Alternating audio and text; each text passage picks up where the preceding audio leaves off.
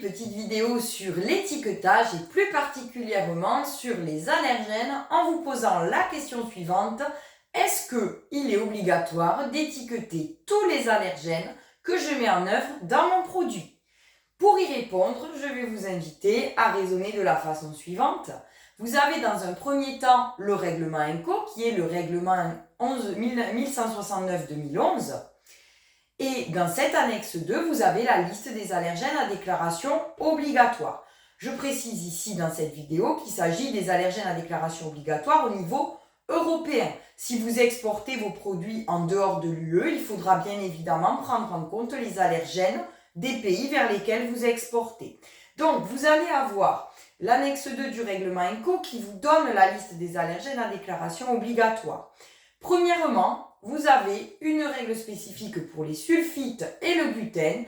Pour les sulfites, vous avez la limite des 10 mg par kilo. Si vous êtes à une concentration inférieure à 10 mg par kilo, pas besoin de l'étiqueter.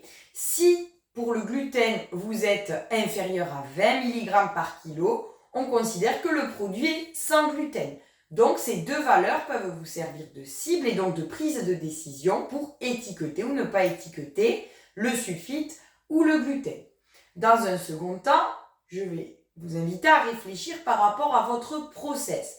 Pensez que les phénomènes de cuisson ou de fermentation, au contraire, peuvent avoir des phénomènes. Alors, la cuisson va avoir, par exemple, si je prends l'exemple des sulfites, va avoir l'effet de réduire la présence de sulfite dans le produit fini. Et par contre, le phénomène de fermentation va avoir la particularité de faire augmenter cette quantité de sulfite dans votre produit fini. Donc, c'est l'analyse qui fera foi. Alors attention, je vous prends ici comme exemple le gluten et le sulfite avec valeur limite. Et par rapport au phénomène de cuisson et de fermentation, uniquement les sulfites.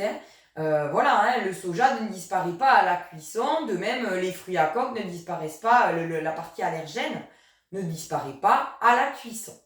Donc, si je reprends l'exemple de ma cuisson, on va avoir donc un phénomène qui va réduire, voire abaisser à un seuil qui permet de ne pas étiqueter les sulfites dans le produit fini. Si par contre j'ai un phénomène de fermentation, le taux de sulfite va être susceptible d'augmenter dans mon produit fini. Donc, faites une analyse dans votre produit fini pour voir à quel stade vous en êtes. Attention aussi aux produits qui vont peut-être évoluer tout au long de leur durée de vie. Peut-être qu'une boisson qui ne contenait pas des sulfites à un niveau qui permet de l'étiqueter au moment de la commercialisation en contiendra peut-être plus, c'est-à-dire à une concentration supérieure à 10 mg par kilo au moment de sa DDM, par exemple. Donc, faites des analyses. Les produits qui sont susceptibles d'évoluer dans le temps jusqu'à leur DDM sont à surveiller. Donc veillez à tout cela. Des fois, on peut avoir des mauvaises surprises. Donc, pour étiqueter un allergène, il faut toujours se poser les questions suivantes. Avant de terminer cette vidéo, j'attire l'attention aussi sur vous en disant que en général, c'est la protéine qui est allergisante. Donc, quand on fait par exemple une huile d'arachide ou tout autre produit dans lequel on aurait ôté la partie protéique en fait de l'allergène en question, il est probable que l'on ne retrouve pas l'allergène dans votre produit fini. Donc, toujours pareil, je ne peux pas vous donner une liste type de produits à ne pas étiqueter. Faites une analyse sur votre produit fini.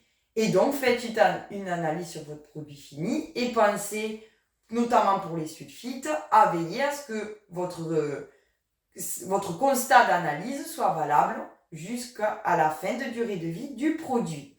Si vous avez la moindre question sur les allergènes, n'oubliez pas que vous pouvez nous écrire, soit via la chaîne YouTube, soit sur notre site internet. Vous pouvez aussi nous contacter directement par mail ou téléphone. N'oubliez pas de vous abonner à notre chaîne YouTube. Je vous souhaite une très belle journée et je vous dis à très bientôt.